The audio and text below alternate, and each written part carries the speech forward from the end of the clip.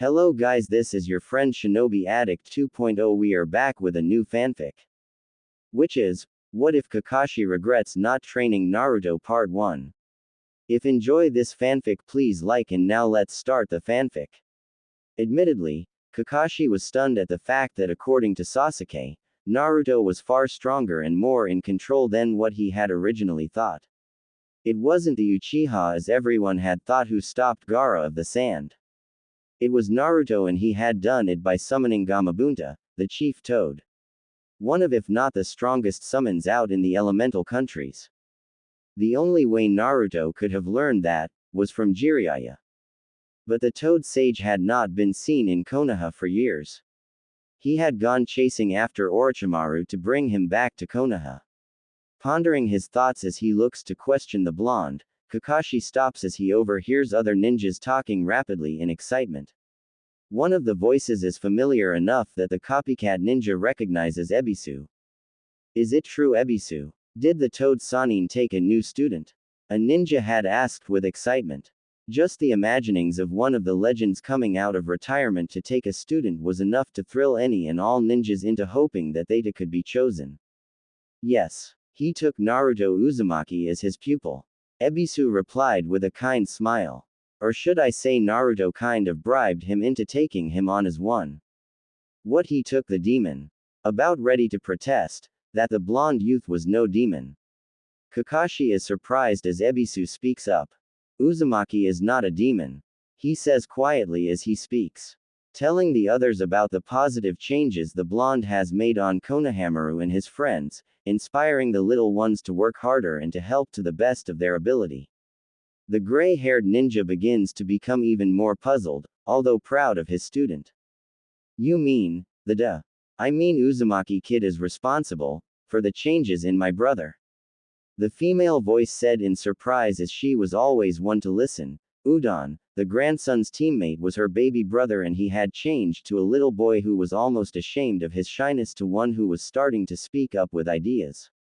If that's true, why does everyone think Sasuke and the others are responsible? I think because they want him to be. Ebisu replied sadly. The people of the village you and I both know refuse to see Naruto for the boy that he is. It took actually watching him and the way he was with the honorable grandson for me to see. Maybe they need to see Naruto before they can know him. Thoughtful, Kakashi hears them walking away, but not before. The male had a thoughtful question. Where's Naruto now? Why do you ask? Ebisu replied. Just curious, if what you say is true. I got some stuff I can show the kid. Well, the council just sent Jiraiya off to go and get Tsunade to become the 5th Hokage.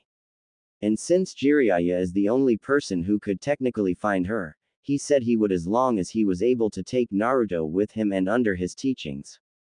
I bet the council wasn't too pleased with that.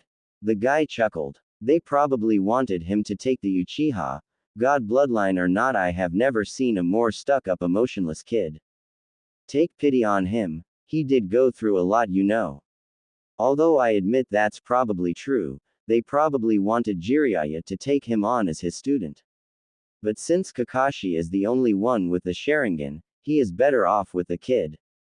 Ebisu replied. Also, to defend the Uchiha, he isn't all that emotionless. What do you mean? Naruto gets a rise out of him and vice versa. Ebisu chuckled. Did you ever ask Iruka about the time that Naruto and Sasuke? As Ebisu walks off, Kakashi just remains where he sits. Now he knows why he couldn't find Naruto, but he can't help but wonder. Why did Master Jiraiya take the dead last as his student? Konoha. Kakashi worked with the young Uchiha to the best of his ability. Already having helped him learn the Sharingan among other things, the copy ninja found that his work with the youth was growing in leaps and bounds. But something else wasn't. Something that only a blonde that had he trained him alongside the Uchiha might have noticed had he been there. It was something that Kakashi would end up kicking himself over and over years to come. Sasuke's desire for vengeance. Some people, including the ones watching from the heavens, would have pointed out to Kakashi that Naruto's mere presence calmed the Uchiha down to the point that he had still thought about his vengeance. But not as strongly as he would have had he not been placed with said youth. In a way, as Sakura would point out years later, Sasuke was seeing Naruto as his family and no one else. But the blonde for the moment remained forgotten by the copy ninja. His delight in such an apt pupil, that he remains unaware as things are further set in motion. The fight that destroys his three students' spirits, forcing them to grow far beyond their years, is coming. And this time it won't be stopped. A week or so later, Naruto was getting out of the hospital in Konoha after being dragged there by the new Hokage, who unofficially adopts him as a member of her family. The fact that word has already begun to spread via a very drunk Jiraiya, that Naruto was the one responsible for persuading her, villagers were not as prone to get angry at him or to hurt him. It was something that made the blonde smile happily in joy. Humming a little tune as he waits for the nurse to let him go via Shizune's orders, Naruto finds himself looking at the door to find Sasuke staring at him. "Hey Sasuke. Dobi." Making a face of irritation, Naruto glares at his friend, unaware that this is the moment that determines the fate of Team 7. Having not been able to hang with Sasuke to train alongside his best friend, because of Kakashi's neglect, he agrees to spar with his friend on top of the roof. He never knew that this meant more to the Uchiha boy than a simple friendly fight between friends. Sakura, suspicious and for the first time realizing that something was dreadfully wrong, as they casually discuss the spar, runs for help. Runs to find their sensei that will soon also make a mistake all his own. Finding him, she doesn't have to say a word, as Kakashi shoots up as two very familiar chakra signatures explode in size. Vanishing in a puff of smoke in mere seconds, Kakashi goes to the hospital to stop it alongside Sakura. Running up to the rooftop, Sakura is screaming as Kakashi becomes a silvery blur. "Stop it." Two wrists are caught, one holding a Chidori, the other a Rasengan. Both aimed at one another, neither boy understanding the effects it could have on one another, are thrown far and apart. Sasuke landing close to a billboard and Naruto, a water tower. When they are coming around, two huge mistakes are made. One of which is Naruto is scolded for knowing the Rasengan. Kakashi, not thinking of the fact he had taught Sasuke the Chidori, he reams into the blonde boy who had worshipped him for using it at all. Intent on finding Jiraiya, he does not notice Sakura, who feels that today will become the day of infamy. Or that Naruto was losing all respect he ever had for him. That Naruto, who had so desperately wanted his approval, was effectively being killed by his words of disappointment. Especially as Sasuke was getting nothing but praise. Kakashi did not see Sasuke turn around and view the damage that Naruto had done to the water tower. Did not see the dark eyes widen and punch into the wall behind him. Sasuke had seen what Kakashi did not want to see. Naruto had grown strong. Immensely strong and most definitely in control. That very night, Sasuke Uchiha left Konoha to go to Orochimaru. That night he also decided that should Naruto go after him, he will try and do what Itachi would have wanted him to do. Kill his closest friend. Minato was panicked, his spirit having fled the great god's side as he realized what was happening. He followed his son and friends as they chased after their missing comrade. Only just this morning had Naruto and the others realized that Sasuke was gone. And the only ones available to go after one lone genin would be, of course, other genins. But that was before they had gotten reports that Sound Ninja were there to meet up with the Uchiha. And not just any Sound Ninja, but the Sound 4. The elite of the Sound for all intents and purposes. Thankfully he had managed before he fled to gently urge Tsunade to ask the Sand siblings who were just arriving to go and aid Naruto and the others. If they had not gone when they did, Choji would be more than likely dead, as well as Neji. Shikamaru and Kiba would not have made it past their opponents without aid from Kankuro and Temari, as Naruto would not have been free to go after Sasuke without aid from Gaara and the errant Lee. Both of which took on Kimimaro, allowing Naruto to go after the errant youth. While this was going though, and Naruto was catching up to his best friend, his brother practically in his opinion, Kakashi was returning. Immediately upon hearing of what had happened, something akin to guilt began to wash over him. He left anyway. I failed. ran rampant through his thoughts. Without even being told or stopped, Kakashi had already turned around and went after the boys, summoning his nin dogs as he was leaving. The hounds took off, all ready to sniff out the trails of the boys, and to pray that he is not too late to stop Naruto and Sasuke from making the biggest mistake of their lives. One by one he comes across medic nin teams aiding in the search for the boys. Choji, then Neji are carried away. Kiba is lifted away moments later alongside Kankuro. Kiba and Akamaru, although worse for wear at the moment, seem to be smiling as he talks with the sand ninja. Fighting sometimes does after all help to cement bonds between allies. Shikamaru, on the other hand, is walking fine except for cradling his hand. Tamari beside him looking exhausted. It was the two of them out of those whom he had seen who looked the least damaged. Continuing on, he runs into Lee and Gaara, both boys in similar conditions to Shikamaru and Tamari, but both looking far worse than the others. Although still walking and talking to each other, the two had faced the toughest of the sound ninja. In fact, they were intent on coming with them to stop and to retrieve Sasuke if at all possible. Understanding this, Kakashi had already taken off as Pakun had picked up Naruto's scent with ease. Leaving one dog for the two to catch up with as soon as they are able, he runs and leaps into the trees. Moving faster and faster, he almost falls out as that immense feeling of chakra they same before as on top of the hospital erupts. No. Rushing forward now, Kakashi sees nothing but bright white light. And he knows that this is the chakra from two of the most powerful ninjutsu attacks. One he had created and the other his former sensei had done years ago. Arriving at what is known as the Valley of the End, Kakashi looked around in the falling rain. Pakun, can you smell them? Sniffing the ground, the dog is off like a shot heading towards one of the statues. Looking down and off the cliffside, Kakashi sees a motionless orange form on a small platform beneath the image of one of the first Hokages of Konoha. Leaping down, praying above all else that he is not seeing things, Kakashi is almost ready to cry as he finds his student struggling to stay alive. Although his skin if fully healed, Kakashi is no fool as he sees the hole through Naruto's jumpsuit, one perfectly fitted the size of a Chidori belonging to Sasuke. What have I done? Kakashi whispered to himself. Pakun wisely says nothing as he sniffs the headband beside him. It's Sasuke's, the hound said with a quiet sadness as Kakashi bends down. You gave it your all, didn't you, Naruto? The copy ninja said sadly as he placed the Sasuke's head wrap on Naruto's stomach. Picking up the youth, he manages to get Naruto onto his back. Leaping up carefully, adjust chakra when he needs to, Kakashi reaches the top with relative ease. Still, as he looks at the devastation below, Kakashi could almost sense the pain and guiltiness radiating from not just Naruto, but Sasuke. A whimpering sound from his precious cargo is emitted, and his eyes open slowly and almost glassy with pain. Elsewhere, someone whose eyes are identical stops, before he continues on his path.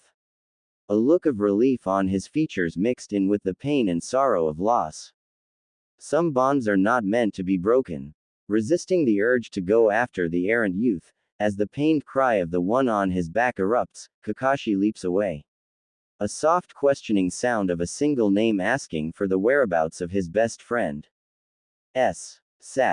Sasuke. Naruto whimpered in agony as his normally bright blue eyes had become darker. His tanned skin, normally brown, was a sickly yellow. Shaking his head silently, Kakashi pauses long enough to move his hands from behind and send the youth into a deep resting sleep.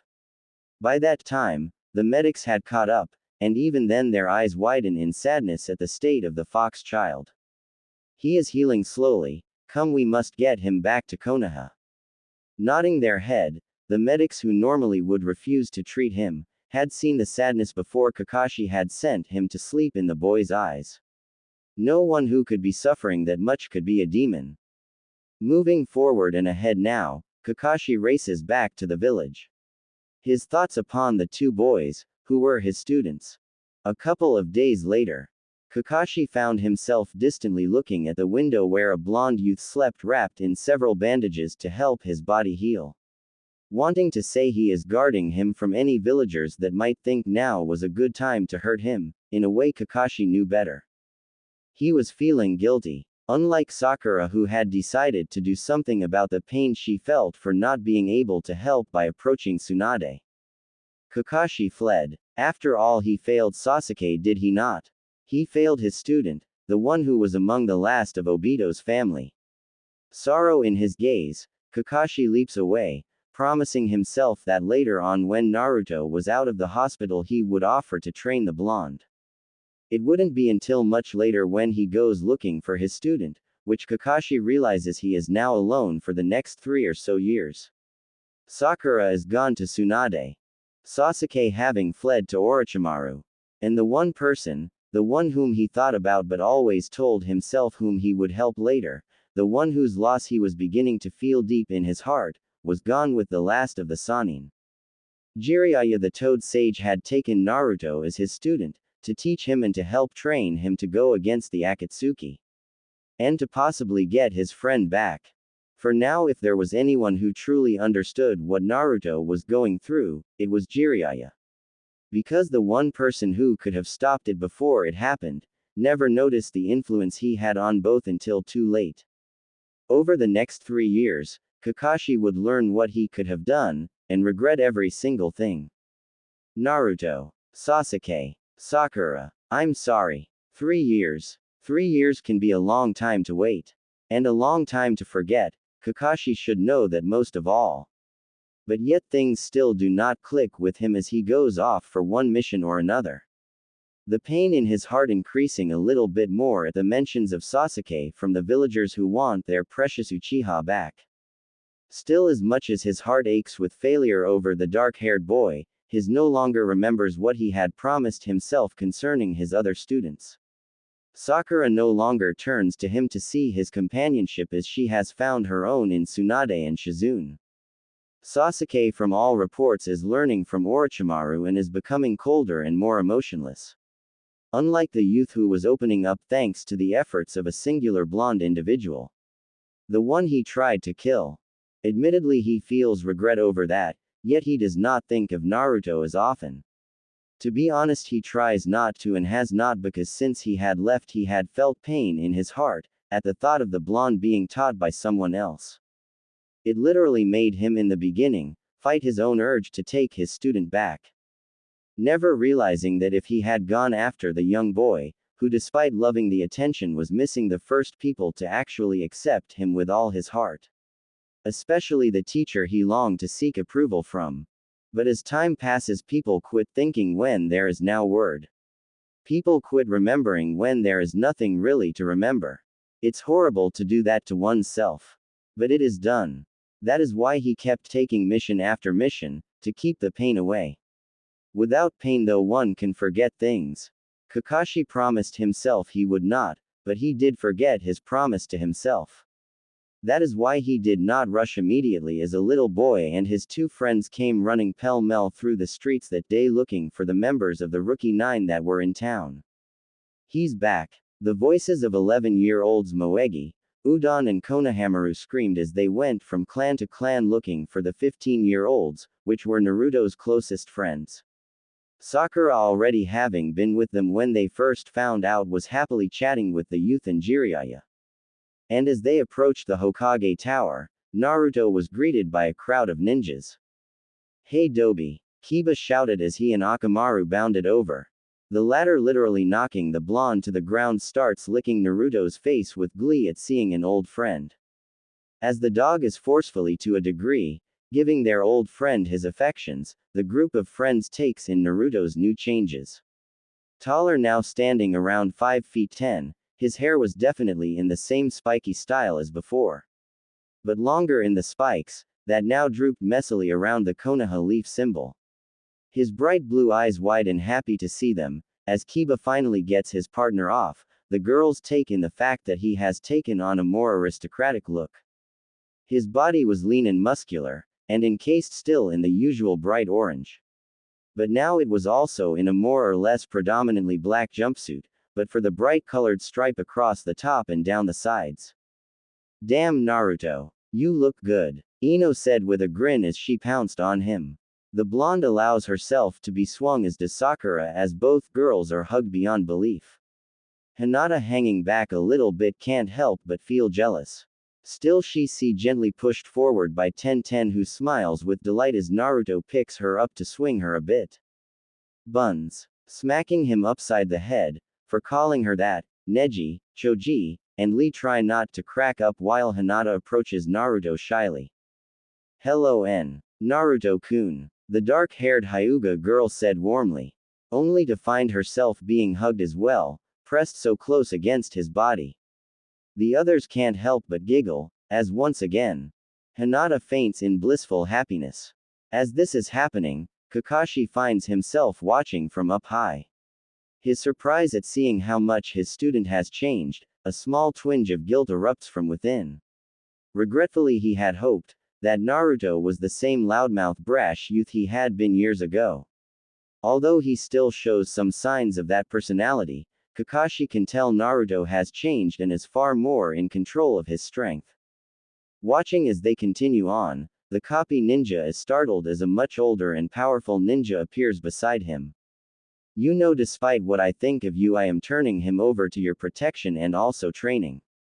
Tsunade already knows and has agreed. You are the best now available to help Naruto be prepared for them. Jiraiya stated quietly. Shame at the fact he can sense the repulsion in Jiraiya's voice that coolly derides him of the proud feeling he had gotten at the sight of the blonde. I understand. Finish teaching him his father's techniques. The Sannin ordered. I left those two out for you Kakashi to show him. After all, you helped his father develop those skills. Confused and puzzled, Jiraiya chuckles and vanishes, but not before saying one simple thing.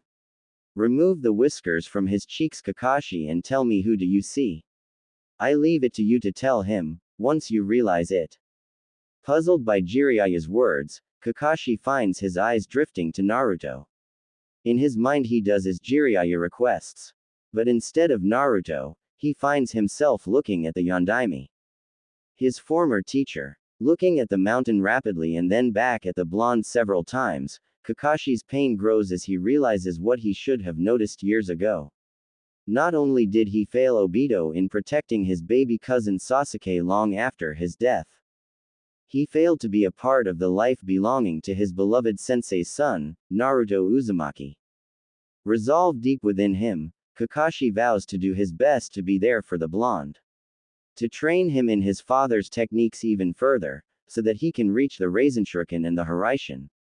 Maybe by then he could win back Naruto's friendship, at least as his former student's gaze meets his.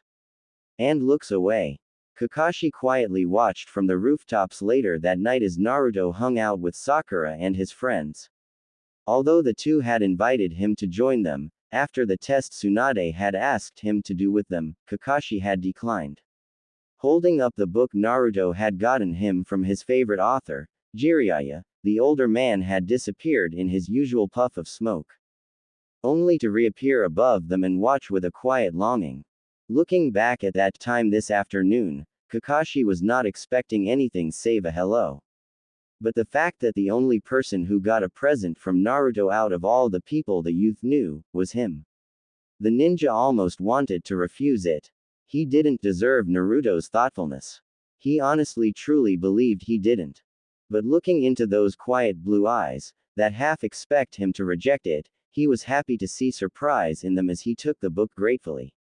He was even more overjoyed, when Naruto had given him a shy smile that unlike others was quiet and true. For the first time Kakashi had looked forward to testing his two former students and they both passed with flying colors. Although both will call him Kakashi-sensei out of habit, they were his teammates now and no longer his pupils. Watching the blonde chat happily with Sakura and Team 8, Shino having recently returned from a mission, the 5 teenagers were talking about maybe catching a movie. All of them wanting to hang out and relax with a friend. It is not much longer that Team 10 joins the duo and soon all of them are off to the movie theater. When will you tell him about Minato? Turning around to find Jiraiya looking at him with a mixture of disgust and curiosity, Kakashi looks away and does not answer. I don't know exactly. The gray-haired copy ninja replied. Not now. Not when he is like this though. Not when he is happy. Jiraiya said quietly. I can see your point there, but the older he gets Kakashi, the more he will start looking like his father. All it takes is for one of Minato's old enemies to see him to know that they are related. With Akatsuki coming for him, he will be sent out on missions a lot. The more he moves, the safer he is. Kakashi winced out. The thoughts of what the rock nin alone would do to the blonde should they see him was indeed quite painful to his heart. So you will tell him soon then, right? Yes. Giving one last sigh, Jiraiya fishes a stack of papers out of his bag. Small and numerous in number, Kakashi takes them with a puzzled expression. I have taught Naruto how to access and control the Kyuubi's chakra. He can safely work up top 3 tails and control it without getting too worn out. Anything past that, I use these to drain him. Yes. Jiraiya stated quietly. Although it is a temporary solution, it is the best one we have at the moment. Use them sparingly. Understood. The ninja replied as he takes the small stack of papers and places them in a pouch to the side. And Kakashi. Don't wait too long. I knew Naruto's father as a child. But you knew him as a man. The old man said softly. Don't wait too long. That said, a toad appears and Jiraiya hops upon his back. Vanishing moments later as the toad leaps into the night sky.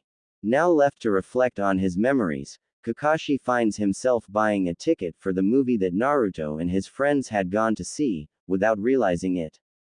Intending to watch the film to remember those times he had done so with Rin, Obito, and Minato-sensei. He instead finds his eyes drifting to laughing figures in the middle of the theater.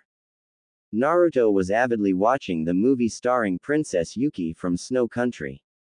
A favored actress and former client, Kakashi found himself smiling as the memory of the then blonde 12-year-old encouraging her to fight for her people hit him. Watching the movie, his thoughts about it make him realize that the youth had always been subtle and yet strong about encouraging his friends and his family to grow. He had never let them give up on who they were. He simply set them on a different path that they could do. That they could love. Thoughtful about those whom Naruto has influenced in their shared past, not once did Kakashi realize what the blonde youth was doing to him. Not once did he realize that with his mere presence, Kakashi had found himself turning to a new path himself. A loner out of choice, out of regret for the loss of those most important. Naruto, with aid from a spirit from long ago, was giving the older man a chance to never be alone again. Kakashi was admittedly worried as he watched Naruto sleep fitfully in the woods. 2 weeks after his return and placement with Kakashi and Sakura, Naruto and the two of them had gone to Tsunade to see about missions higher than C or D rank. Little was Naruto and the others to know that this would be far higher than that. One whom almost destroyed Konoha if not for the blonde was in danger now. Gaara of the Sand and Cage of Suna, as well as fellow Jinchuriki had been kidnapped by Akatsuki. Naruto's strongest enemies were now officially on the move. He was quite hesitant to take the mission, especially after what Jiraiya had told him alongside Tsunade before they were testing him. If Akatsuki was going to come after Naruto, wouldn't it have been better to send him anywhere but where they were? But the blonde youth would have none of that and his own words came back to him via bright blue eyes. Those who leave their friends behind are worse than trash.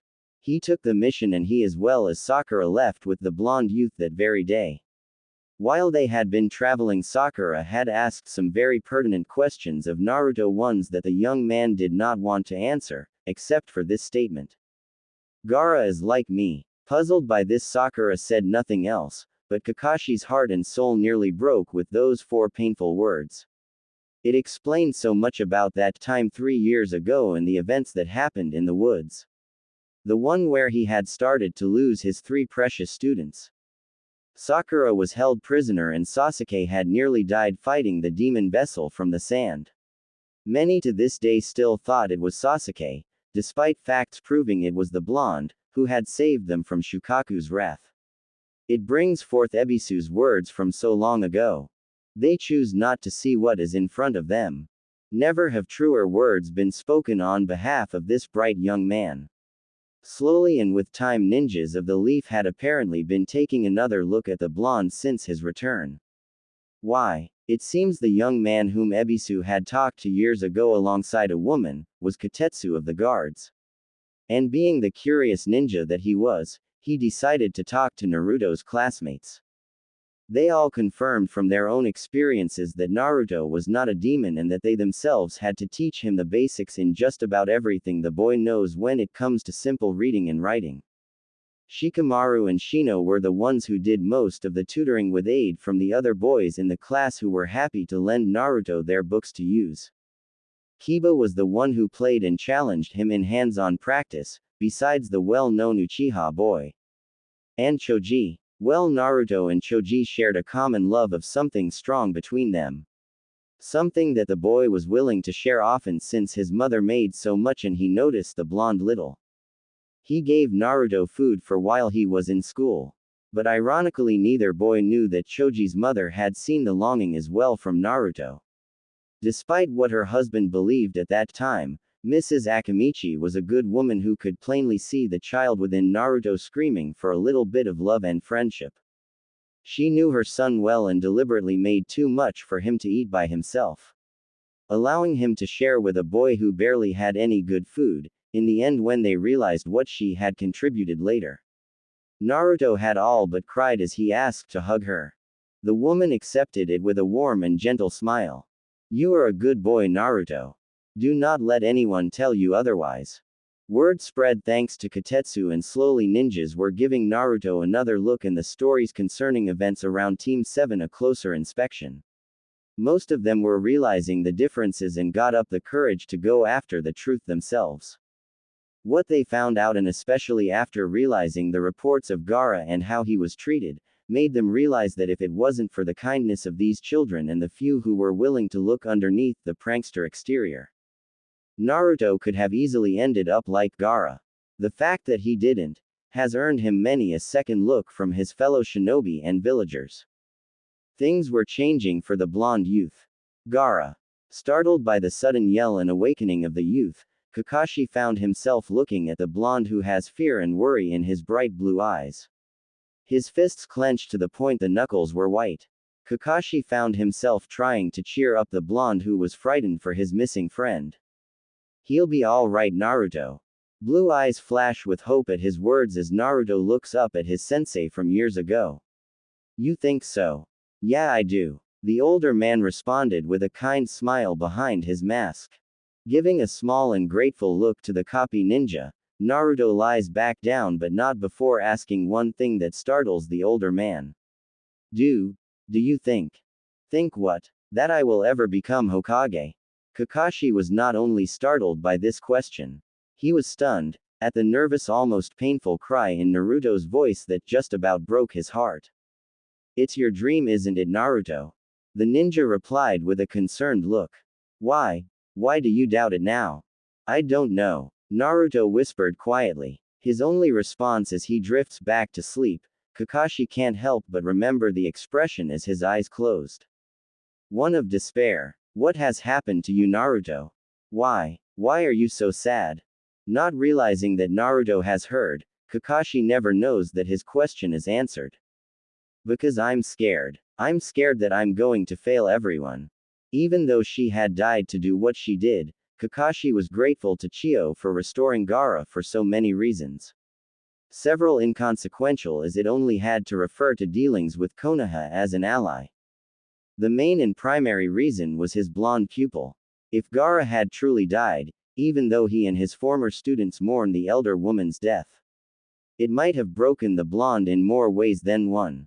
He finally realized that Naruto values the Kazekage as more than just someone who understands him. He needs the redhead as a friend.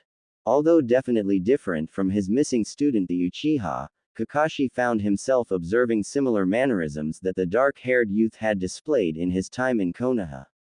But unlike Sasuke, Gaara, much to the delight of the villagers and his siblings, had opened himself up to the people.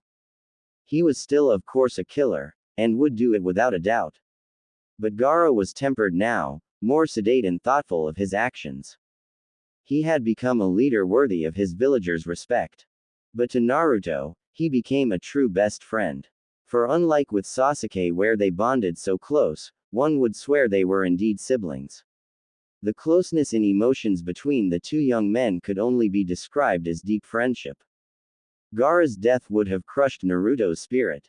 Chiyo's saving him at the cost of her own life had made it soar with hope despite the sadness at her own death. Kakashi-sensei. Looking up to find his only former female student looking at him, Kakashi raises an eyebrow in response to her tentative query. What is it, Sakura? Naruto, he's a demon vessel, isn't he? Eyes widening, the older man hops from his position and gestures for her to follow him into a separate room. Glad that Naruto is busy chatting with the Sabuku siblings, he looks at one of the few people whom the blonde treasures. What makes you ask that? When we had left to the hideout, Chiyo was saying some things, and well after what had happened to the cage and all. I got to thinking, is that why those men wanted Naruto after what they did to Gaara? I mean, they had insinuated that the other was there when we broke through. You always were one of my brightest, Sakura. Kakashi said sadly. You do realize that what I am about to tell you is classified as a SS secret in Konoha. Nodding her head, Sakura listens as Kakashi details the true and actual events of that night 15 years ago. As the words come forth, neither one realizes that a blonde was listening and trembling outside the door. About ready to make a break for it, a gentle smile from Temari as well as hands upon his shoulder from Gaara and Kankuro stop him. Listen and then react, Naruto-kun. Temari said with a warm smile.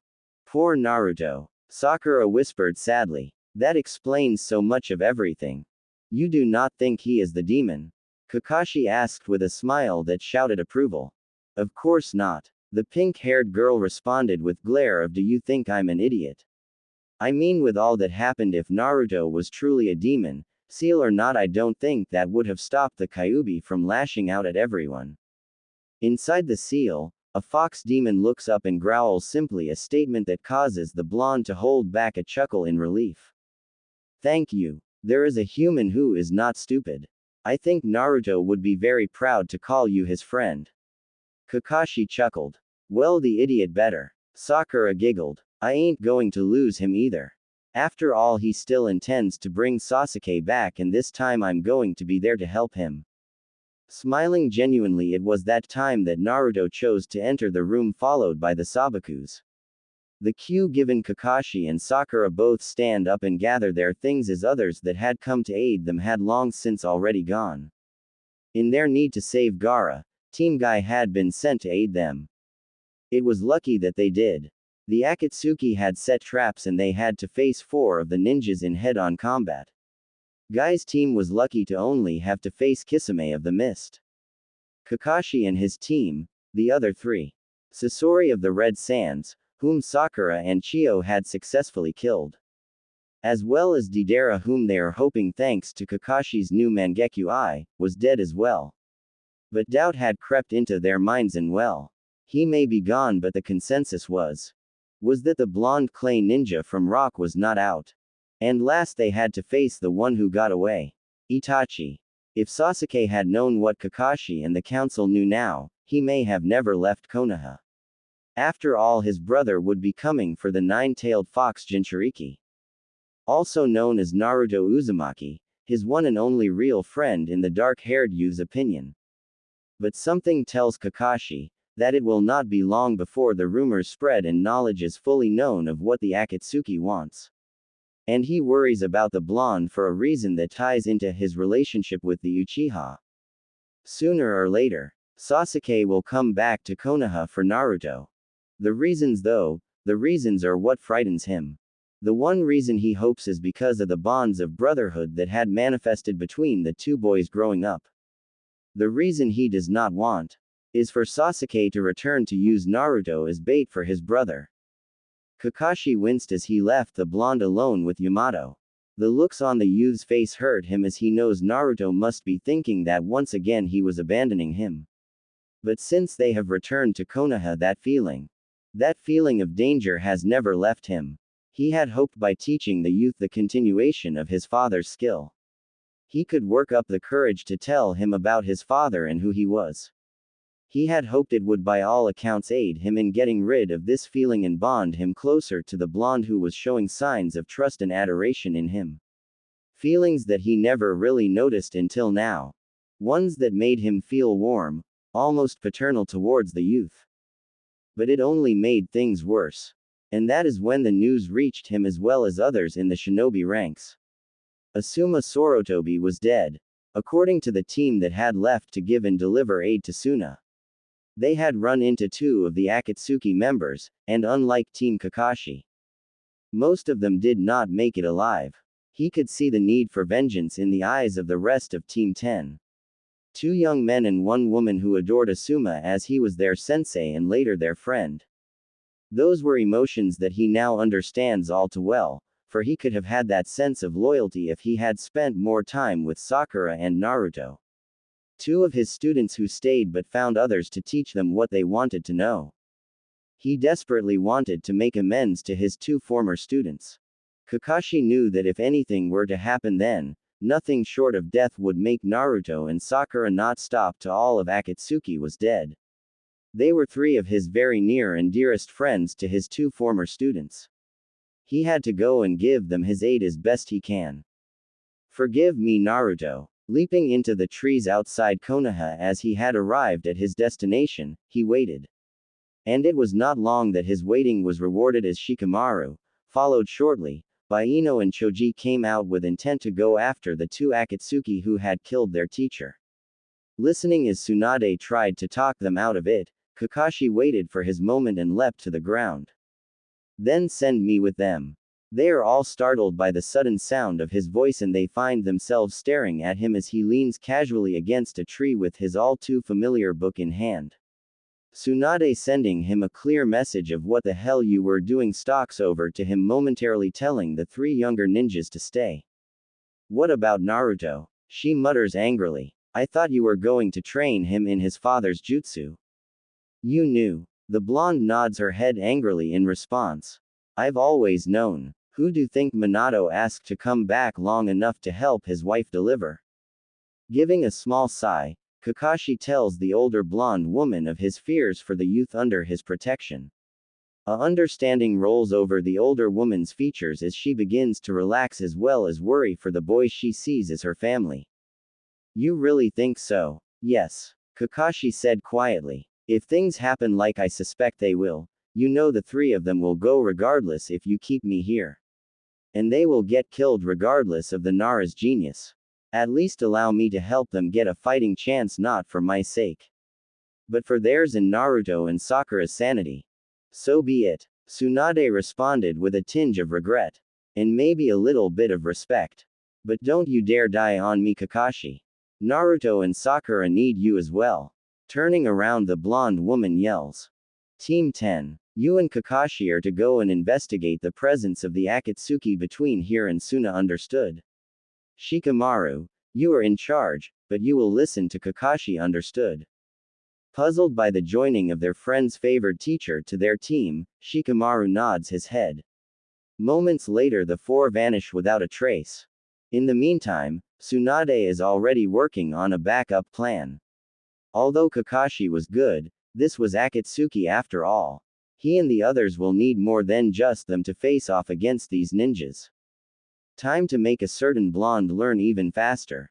Kakashi found himself fighting the urge to hug Naruto senseless or beat the crap out of him for being such an idiot.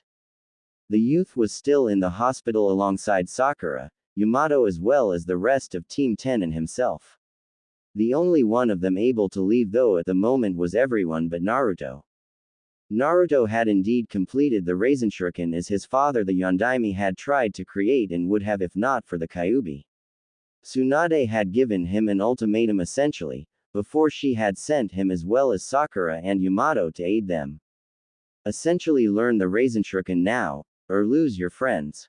So Naruto had gotten over halfway through the process before he had taken off after his sensei and Team 10, much like his father would have. Kakashi finds himself remembering with a fond smile. But the smile turns to a sad one as he remembers other things.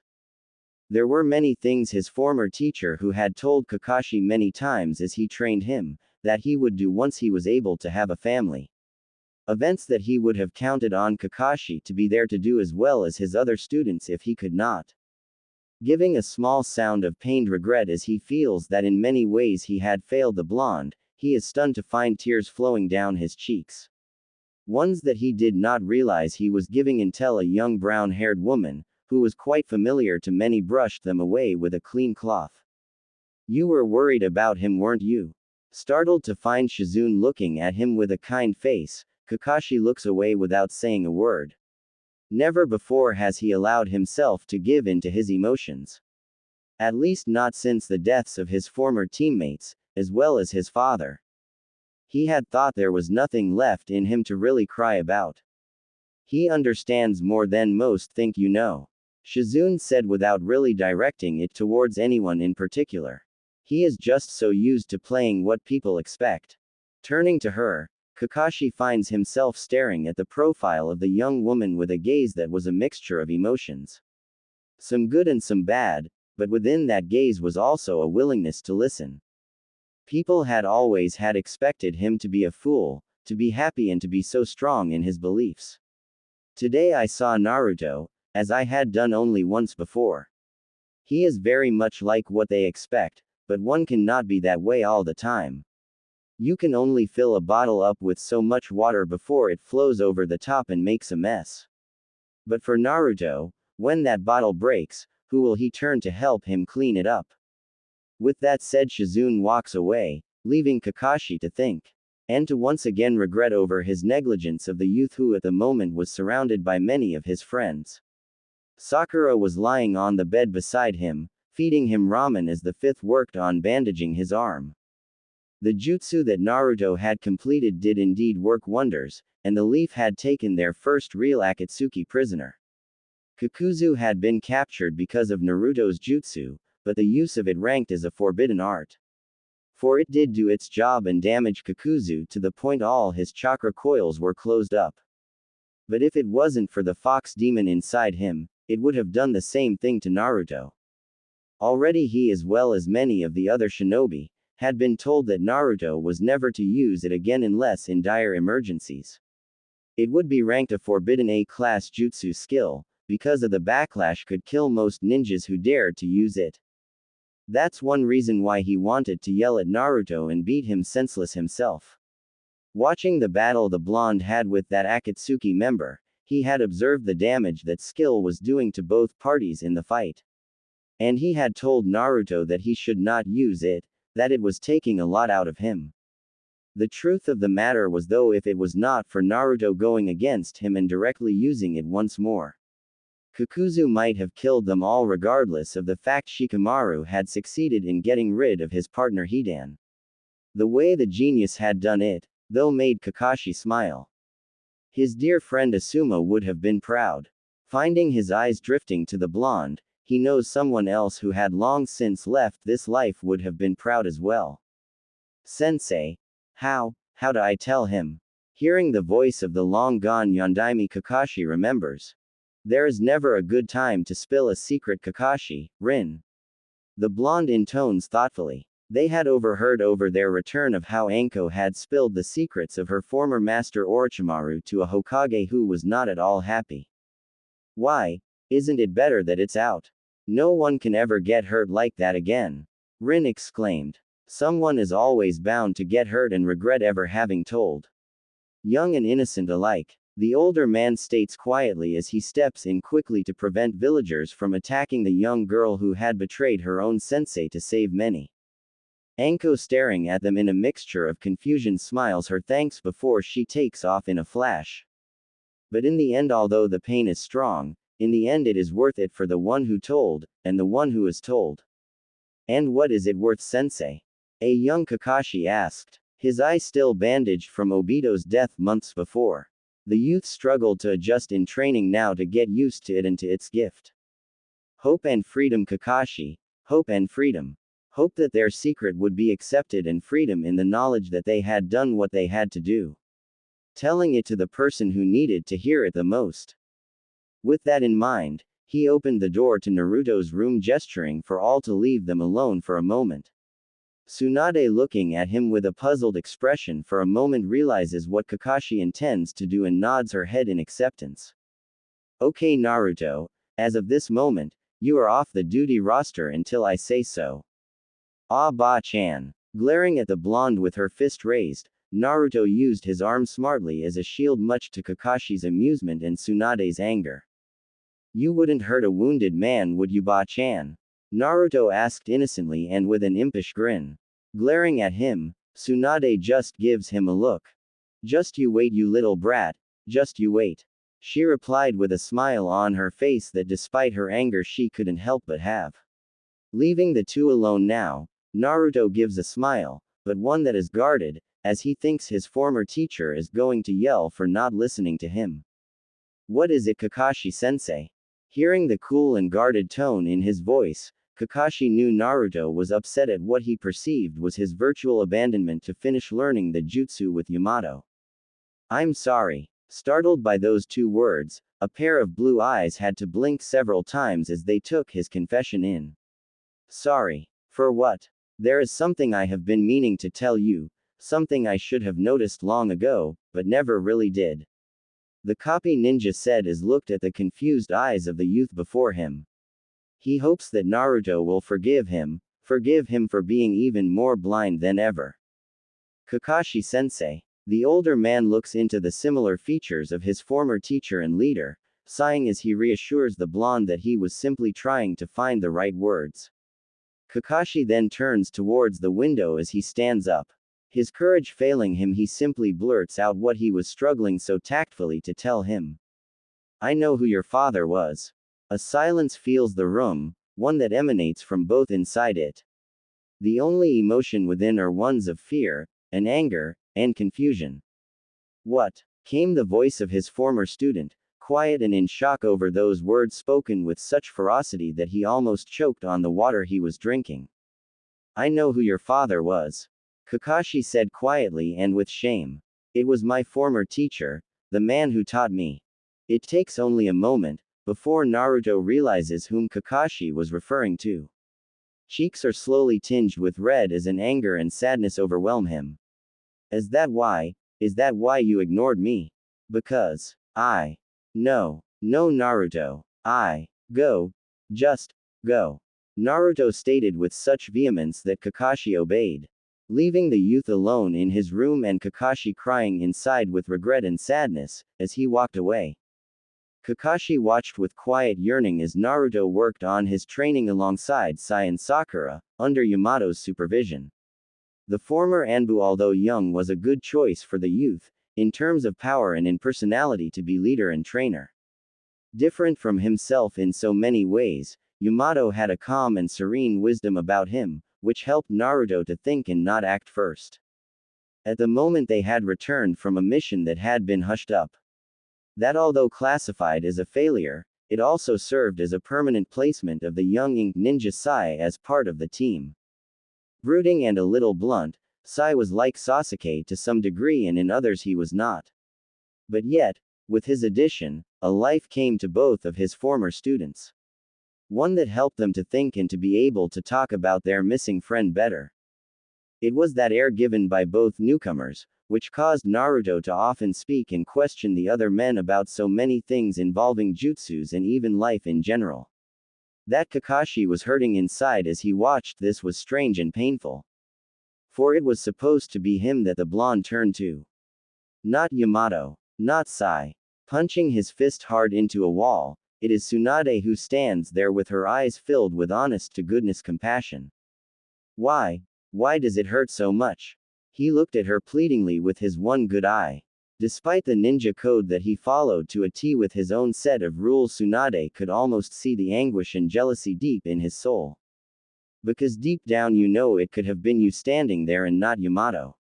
Tsunade responded. Has he still not spoken to you? Shaking his head, Tsunade lets out a quiet sigh. So you do not know either of what happened then? I figured he would have told you. Told me what? They ran into Sasuke. Whirling to look at her, Tsunade already shook her head as if to head him off at the pass. No, they did not bring him back. He had fled with Orochimaru after their meeting, where Sasuke once again tried to kill Naruto. I see, so he was after it then. Kakashi said quietly. Kakashi, I had often wondered what would make Sasuke want to kill Naruto. The bond between those two boys was strong. Almost like brothers even. So why would Sasuke kill him? The copy ninja stated with a mixture of disgust and sadness. It turns out he was after the Mangekyo. Isn't that Itachi's Sharingan in the ultimate form?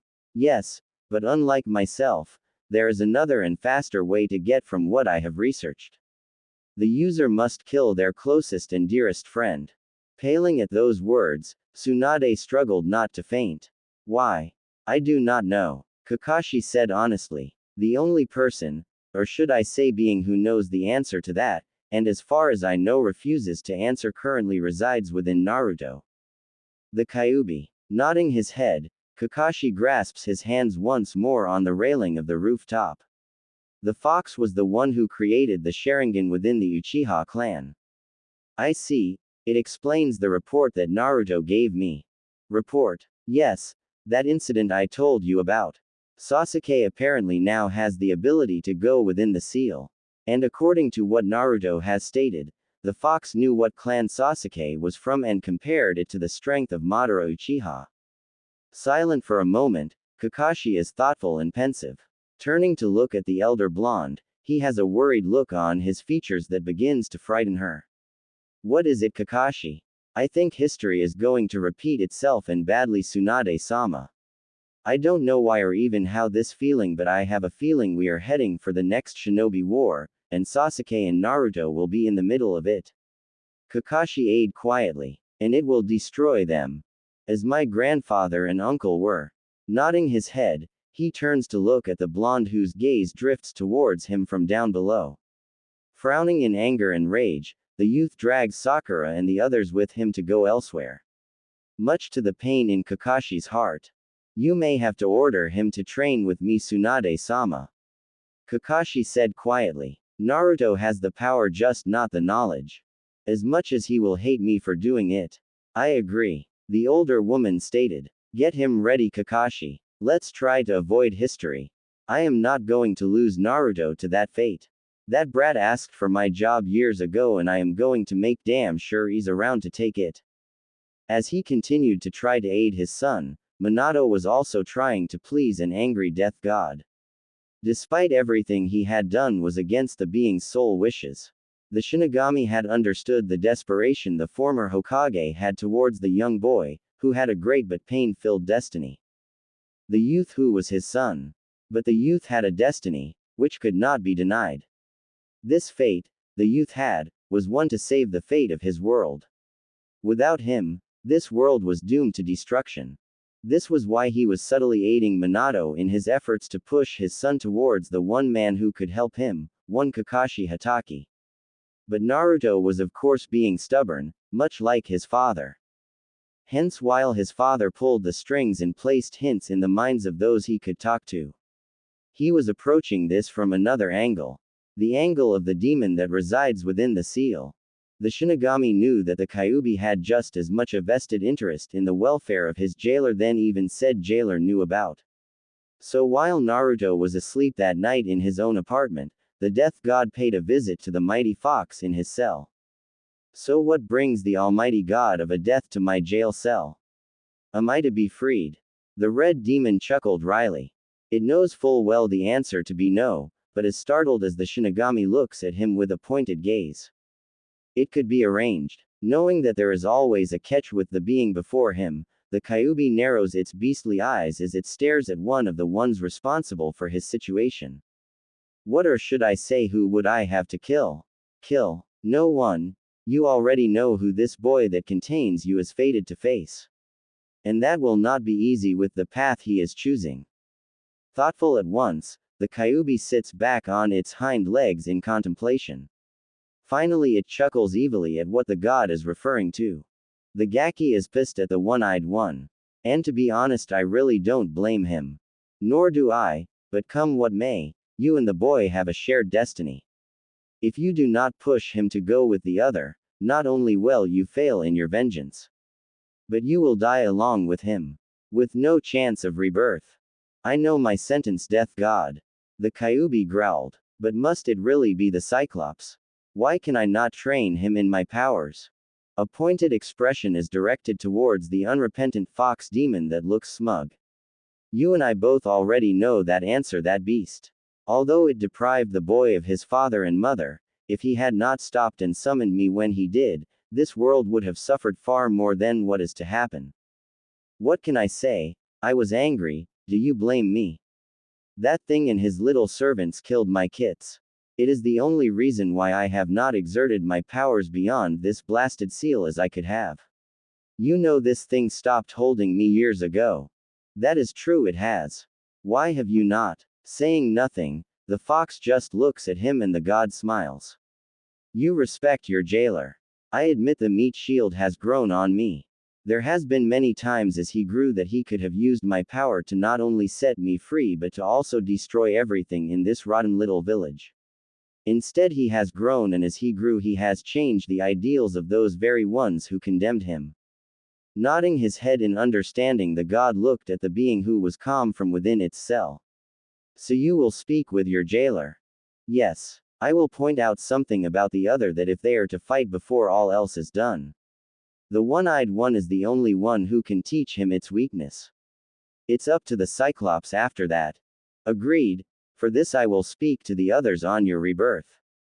You better. I do not relish being inside this flesh bag any longer than I have to be. That said, the god departs the seal and the slumbering jailer.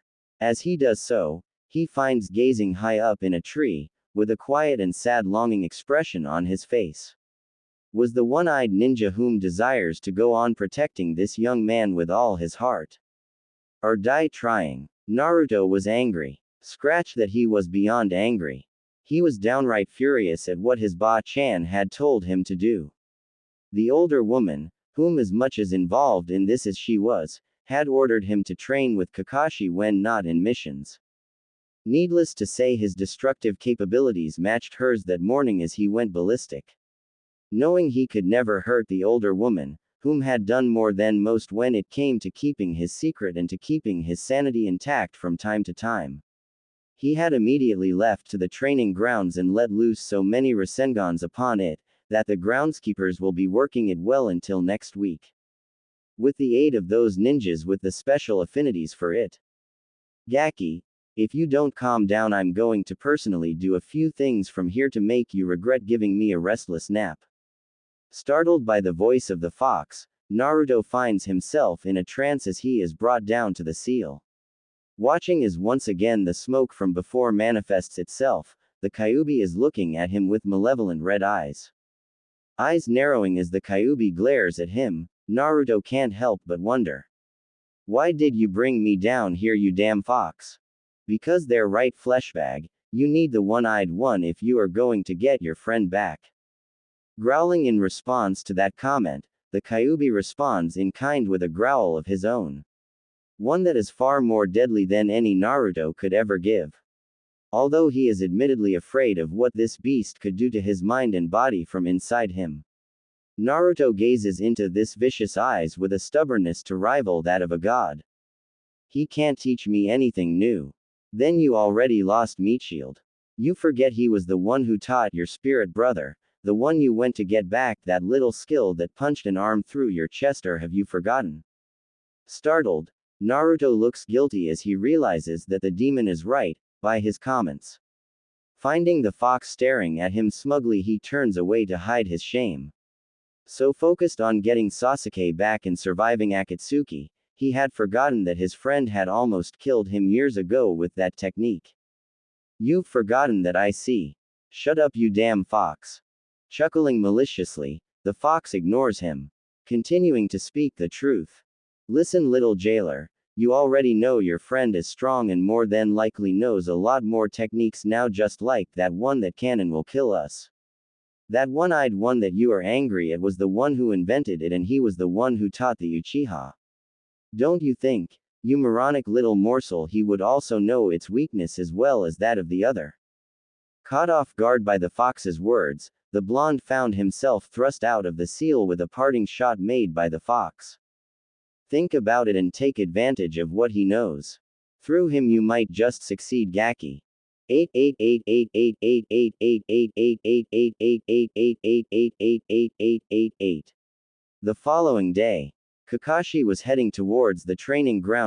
for a change. Admittedly, he was concerned about Naruto. The youth was, according to Tsunade, far from pleased at the order given to him to come and work with himself upon jutsus to survive not only Akatsuki, but jutsus that could possibly save a lost friend and missing brother in arms for the blonde. And most of these jutsus that Kakashi was intent on showing him were ones that Minato had taught him, including the Hiraishin. So to say, he was surprised to already find the said youth there, meditating. Kakashi was not only surprised, but grateful. Maybe there was a chance to earn the youth's forgiveness after all. But as Blue Eyes opened and looked at him coldly, the older man couldn't help but sigh. There was hope for him, but who's to say Naruto was going to make it easy? Say Naruto was not pleased at how these last couple of weeks had been would be an understatement. Forced, in his opinion, to train with the legendary copy ninja, Naruto was exceptionally hostile during training. Kakashi, someone who had supposed to be his teacher, his trainer for when he was younger and not do it. Well, it hurt him a lot.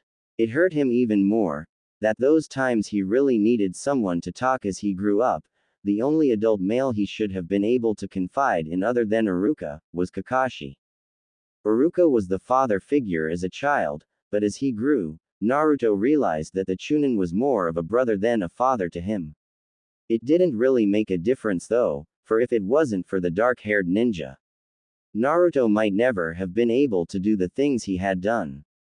Kakashi, on the other hand, despite his lateness, or his lazy kind of attitude, when things mattered he protected Naruto, Sakura, and Sasuke.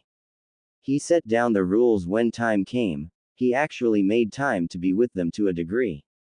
But, well, when it came to things important, it felt like he and Sakura played second fiddle to Sasuke. And over time Naruto started to lose his faith in the one man, whom before this had started, the blonde looked to as a father. Those words that day on top of the hospital, before Sasuke had left, they hurt. It had hurt him so much to be scolded for using what was his father's prized technique, and not to hear Sasuke get the same for using the Chidori. It hurt even more that unlike Sakura and the others who spent time writing to him via Jiraiya, that not once did Kakashi do the same. Naruto, focus. Kakashi-sensei. The youth muttered coldly. The older man winced a little bit at the tone, looks with regret at the blonde that confuses him greatly. Enough that Naruto wonders, did Kakashi truly regret not talking to him? Shaking his head free of that little childlike hope within, the blonde hardens his gaze once more.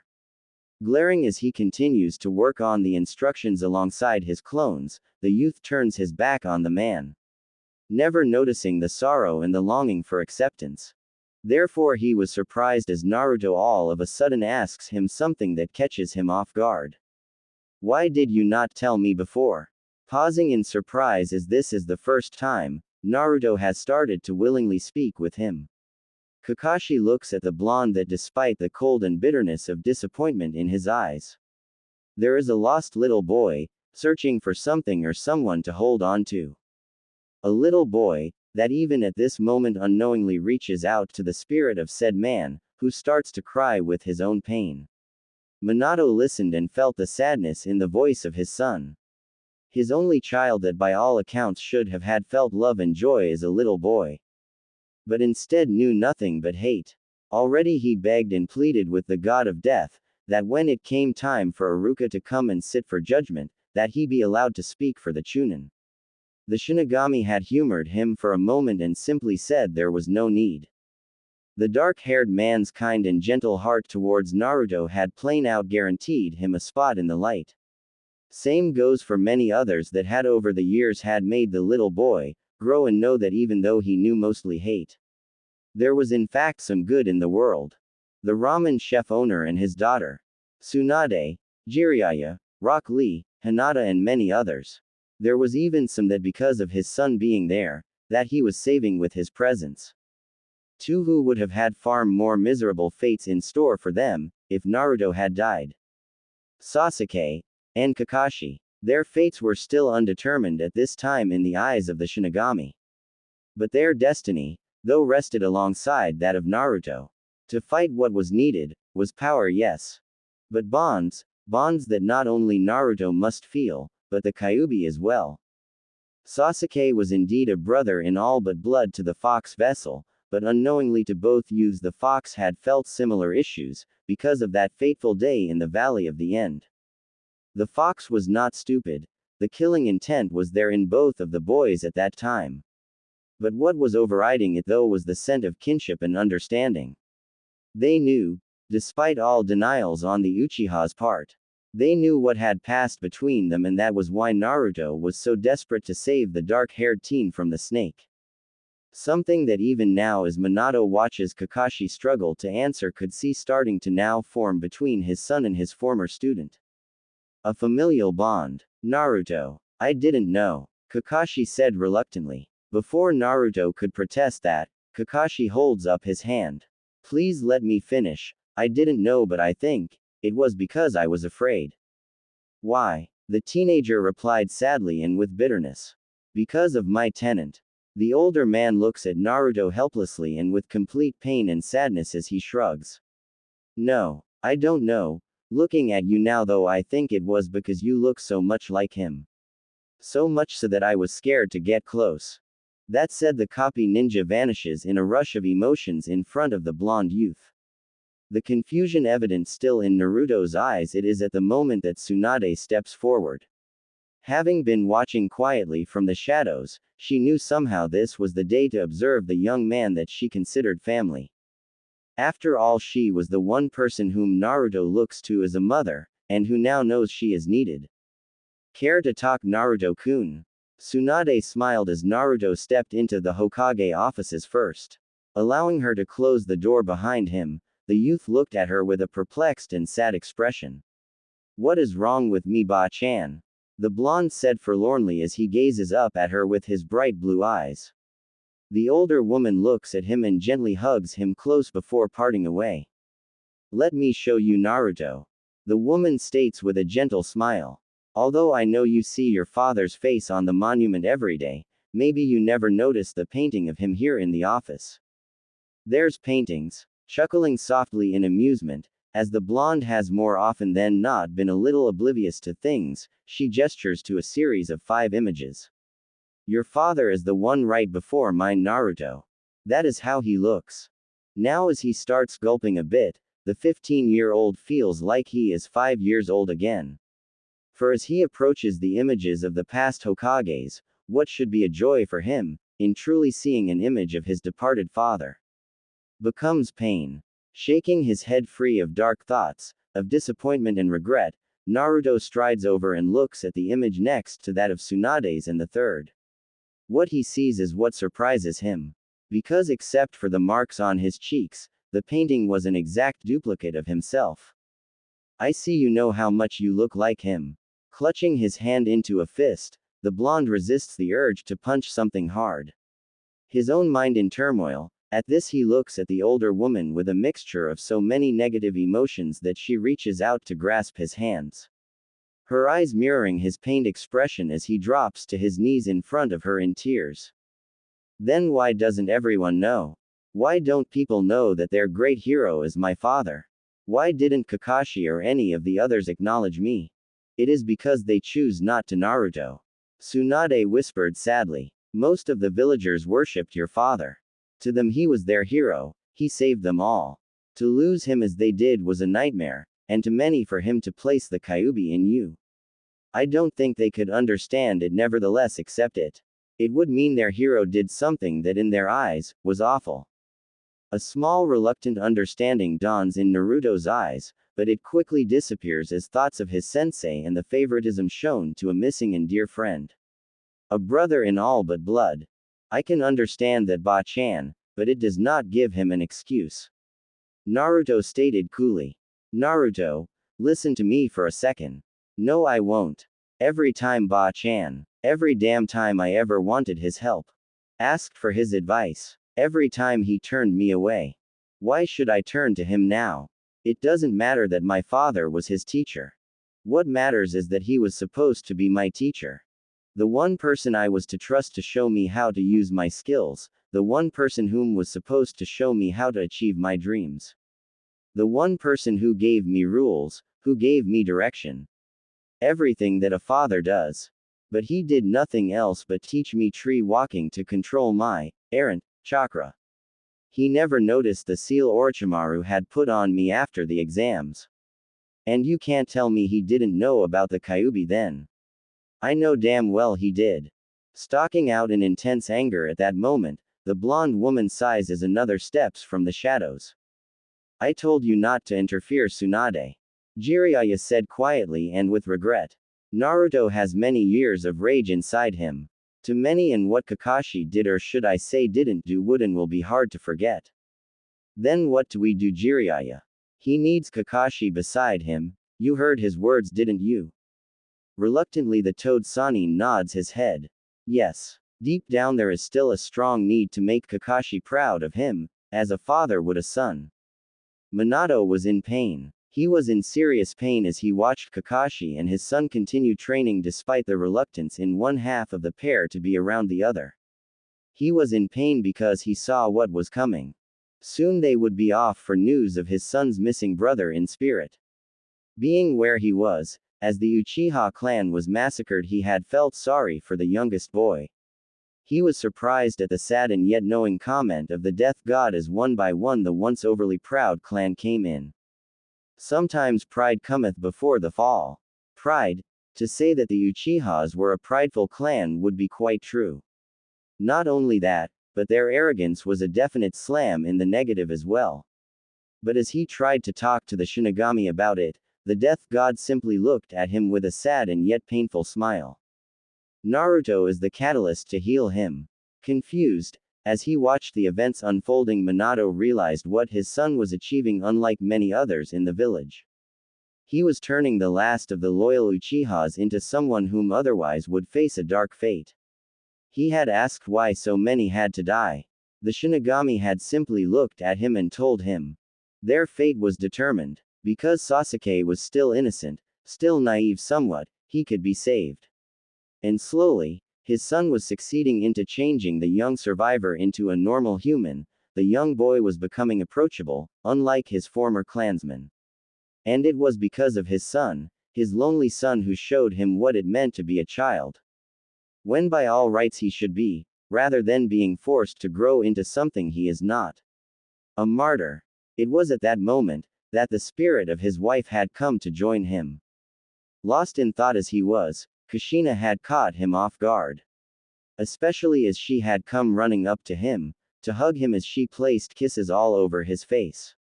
Happy and clutching her dearly to him, never wanting to let her go.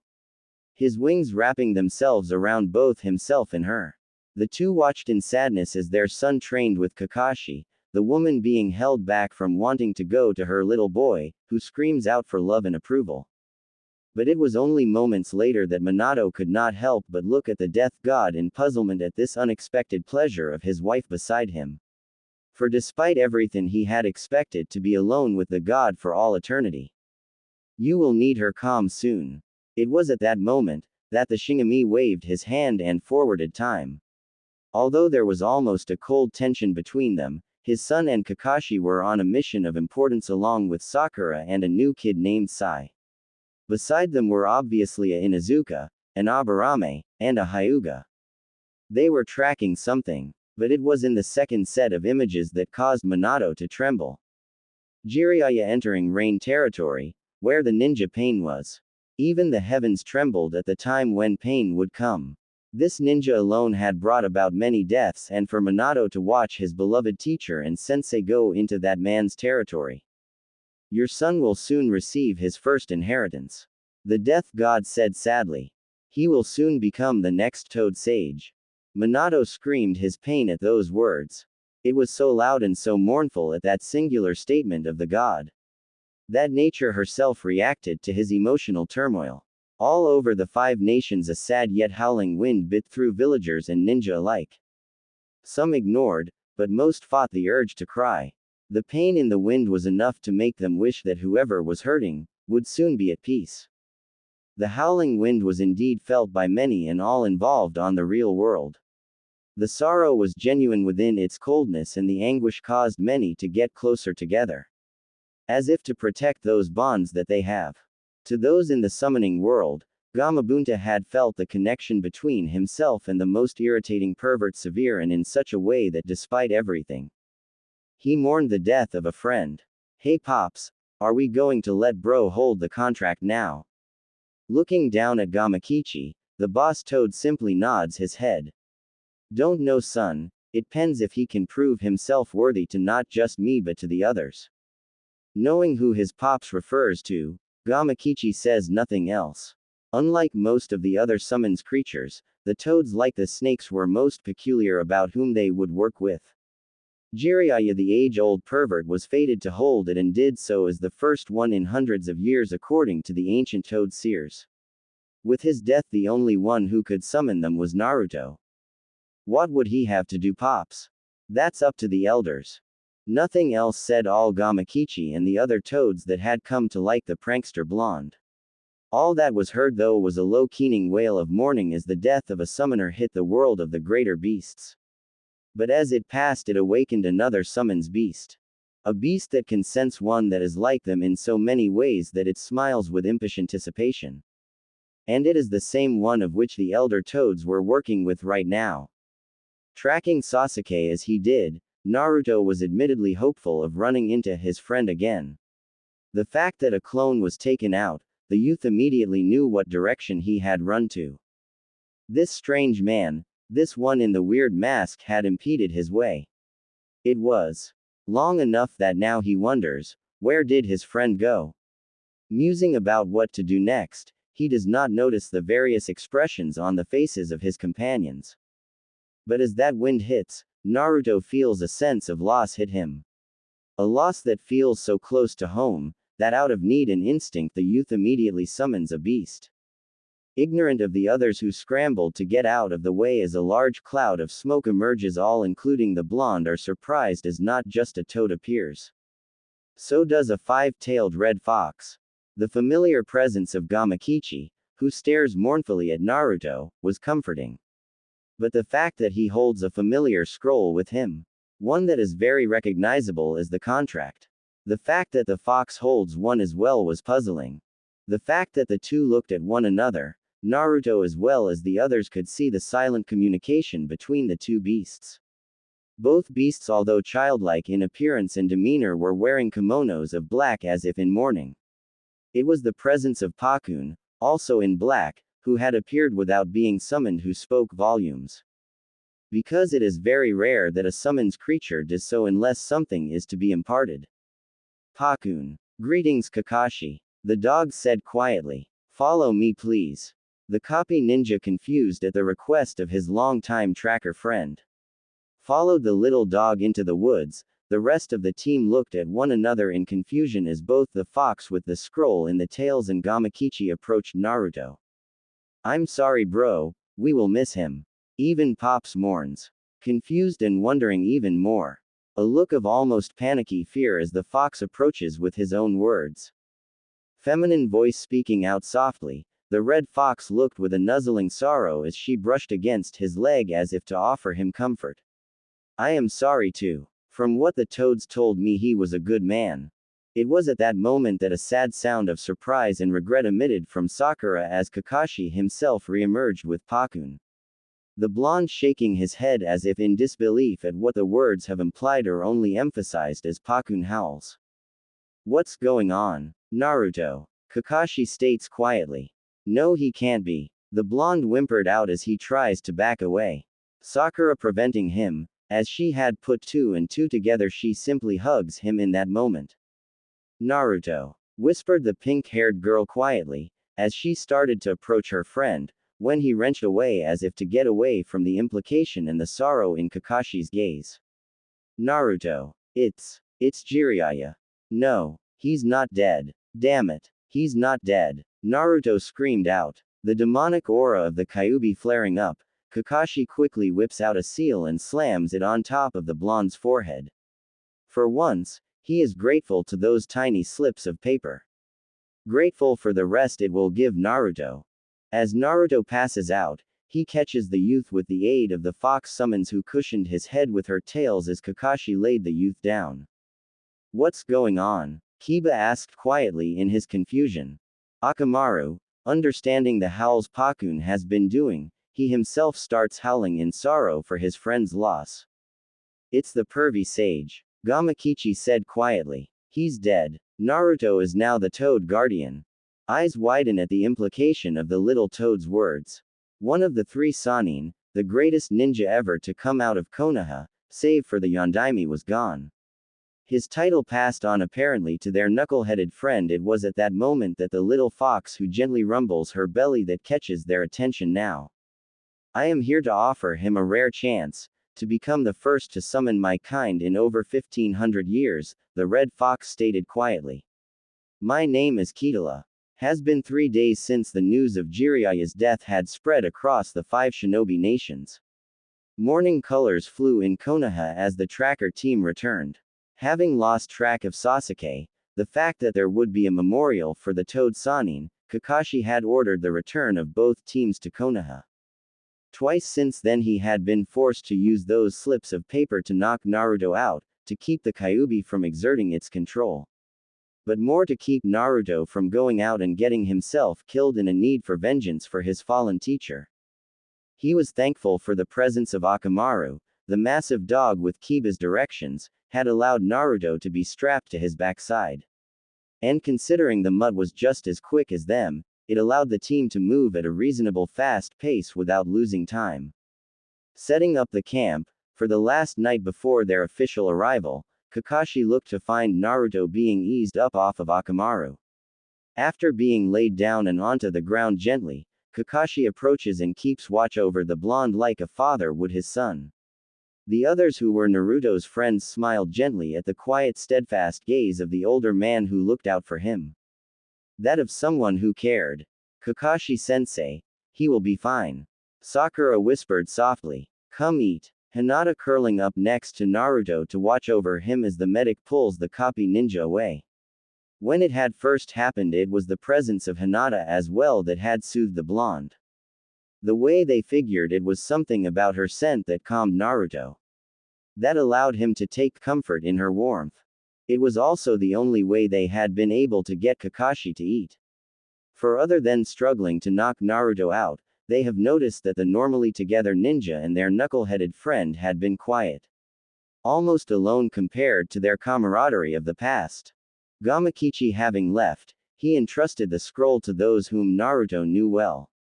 Namely Sakura, who held it tightly to her, but it was their newest companion, who stunned them all. The little fox had patrolled in Naruto's stead, when they camped for the night.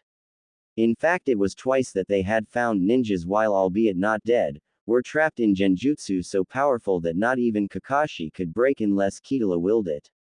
And she did all this while carrying the scroll she intended for Naruto to have when he was all right. Unusual for a summons, as they long expected her to have vanished by now. But Kitala had simply looked at them and gave a mischievous grin. Seconds later, several doppelgangers of her in various colors emerged, and well as they ran through fire and trees, the little fox taught them a lesson. It is true we foxes are dangerous when angered. But part of what you see is also not real. We are the masters of illusion. Ask yourself, how much of Konoha did our former lord really destroy that day? This had put the team as well as their leaders in deep thought. Shino, being the unofficial leader in place of Kurenai as she was on pregnancy leave, was the first to have spoken. Kakashi-sama, is it true what she says about that day the Nine Tails attacked? Silent and thoughtful Kakashi nods his head. Although we lost many that day, what was destroyed were things we had made. Things that we as a whole village had built. It was like the Kyuubi wanted to remove traces of us from his lands. Not the land itself. Smirking within the seal, the Kyuubi just nods his head as he mused within his cage. I am a creature of nature. When something feels tainted to my land, I want to remove it. Not aware of the malicious nature of the beast within their friend's body, this allowed the others of Naruto's small group to think. But this time it was Sakura who spoke. Her voice quiet and delicate, the young woman looked up at Kakashi thoughtfully. Tamari-sama once told me alongside Gaara-san that to defeat a Biju was impossible. They were nature and chakra itself. You can't defeat what was there to make life to begin with.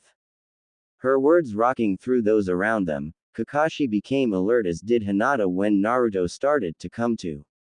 The blonde blinking sleepy blue eyes as well as ones filled with pain and sadness.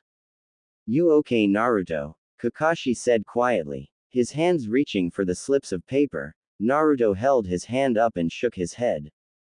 Don't, please. I'm all right. I won't run off. The blonde moaned in protest as he not only noticed their surroundings were different, but their readiness to chase after him.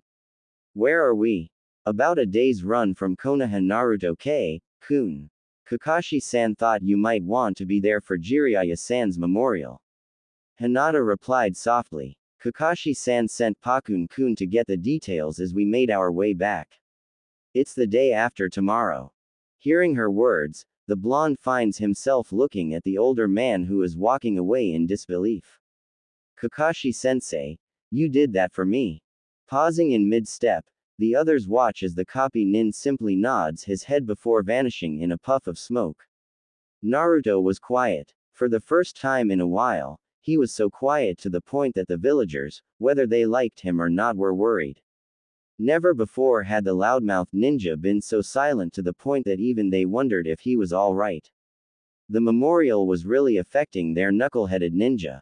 Sakura beside him as well as several others of the best crop of ninjas his age, the small group of young men and women offered him what comfort they could.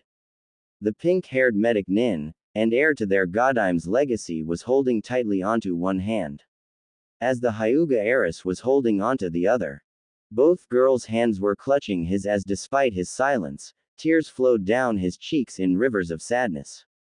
This time, not a single villager chased him away. And also many minds were fully changed, because as they stared at the features of the blonde, regardless of who they reminded them of, no demon would mourn a Sannin as much as this boy was. Demons would celebrate the death of their enemies, would they not? Inside the seal, the Kyuubi studies to grave through Naruto's eyes. The youth never noticing how his senses have been enhanced in thanks to the being inside him. The fox demon mourns himself for the loss of someone who helped make his container strong. After all, regardless of whether or not it would be a pain in the ass to be reborn, until that time comes, this man was responsible for keeping him and his jailer alive for close to 3 years. Thank you, pervy sage. Thank you for being there for me when no one else would.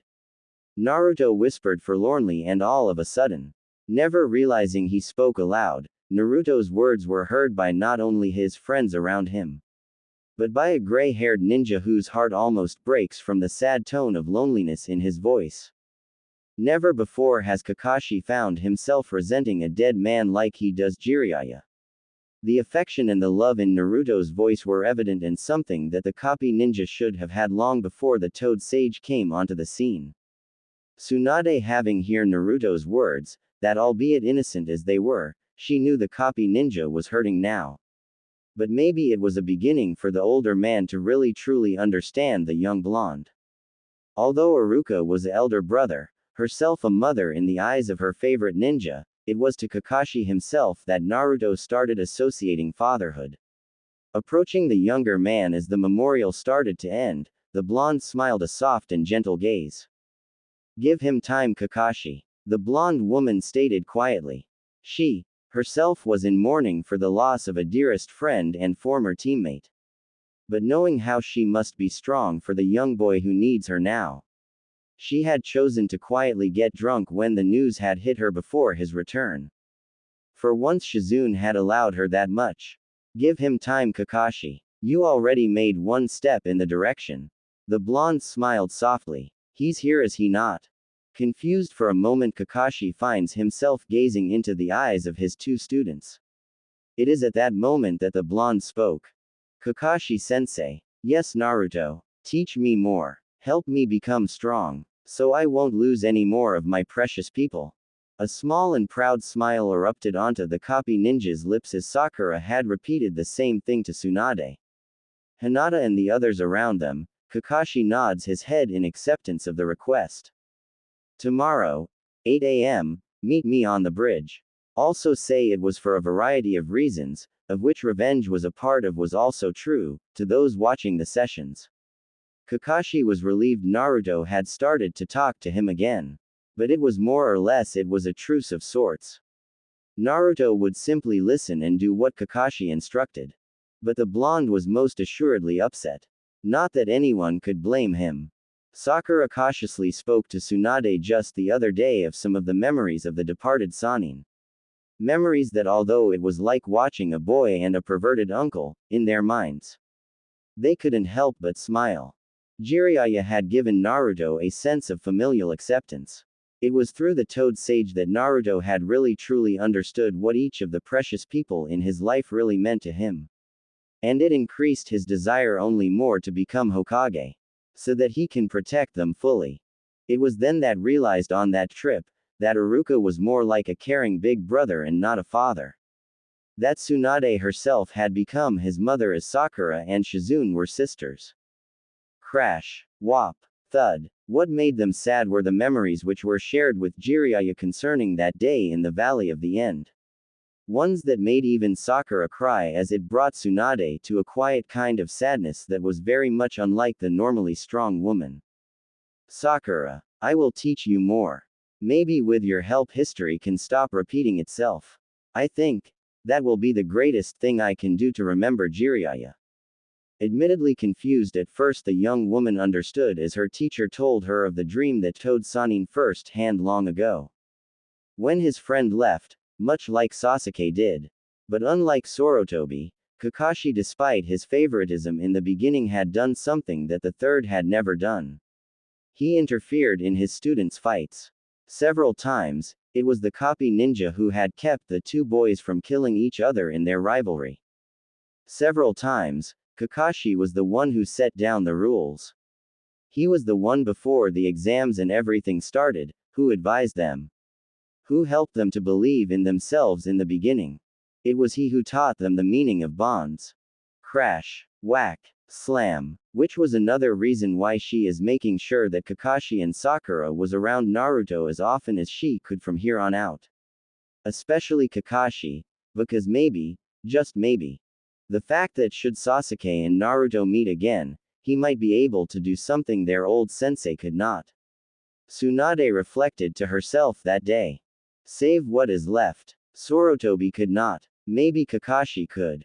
In the weeks following the death of the Toad Sage, Naruto and his friends as well as Kakashi had gone out on missions. The truce still standing, it had become almost a fragile sort of bond of trust between them. Kakashi had gone out of his way several times to not only give his approval to the youth who had craved it so much. He also began to tell stories of his time with said youth's father. Naruto and the others just sat in amazement at the copy ninja's words in those times. Several times, the others would make comments about how it made sense that Naruto had an obsession with orange and ramen. For it only made sense considering his father did. How his bright and stubborn personality had come from his mother. Memories that made the campfires warm and inviting during those, mission away, rather than cold and filled with concern. It was during one of these nights, that the death god had allowed Minato and his wife to go down and see their son up close.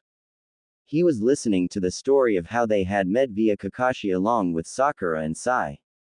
The latter of which who was doodling another picture, Kushina had taken a peek and squealed with happiness. Minato, take a look at this. The blond man reluctant to leave the youth that was his son, he walks over towards his wife and is struck with surprise at the images Sai was drawing in one of his notebooks. Somehow using Kakashi's words, and his own imagination, the ink ninja had given an accurate almost exact image of that day in Konoha where they had met. It was when his gorgeous wife had dumped ramen on his lap for saying something inappropriate a la Jiraiya. I still remember having to go to the hospital for that. Minato glared mutinously at his wife and sensei. The latter had just arrived. Happy to see him, albeit he wished under better circumstances, Minato had asked that Jiraiya be allowed to come and visit Naruto with them. The death god had of course agreed. But only after asking the pervert for advice on peeping. Which pissed off Kushina and made Minato giggle like a schoolboy again. It seems even gods were perverts at times too. Giggling, Kushina just shrugged as Jiraiya joins the watch over the young man and his friends. Not my fault, you listened to him. Growling in annoyance now even more, at the reminder, Jiraiya hastily starts to back away as Minato eyes him with an impish grin. At that moment as he starts to run, a brilliant flash of yellow crosses across the campsite. Blowing out the fire for that split second, it is what halted Kakashi's story and made the three teens pause in confusion. Kakashi-sensei, Sakura asked in perplexed tones. Did we just see what I thought I saw? A yellow flash, Sai worded in amazement. Not one to show emotion, even he was caught off guard by this. Especially as he watched his newfound friend stand up and look around. That moment Kushina had forgotten all about the drawing and rushed to her son's side. Her hands reaching out to touch his skin, Minato himself having forgotten his plans for mischief with his sensei. The man joining his wife to reach out to his son, Naruto smiles as despite not being able to feel their presence. Naruto. The two spirits are whispering softly. He can feel their love. Kakashi-sensei. Do you think he and my mom are watching us? The gray-haired man fires a Kaden jutsu into the embers of their fire pit as he turns to stare at the youth who looks at him with hope. A smile on his features, he looks on his student. A student who now looks at him with that same needful gaze, that he himself remembers asking Minato. When his father had died. I believe so Naruto. I believe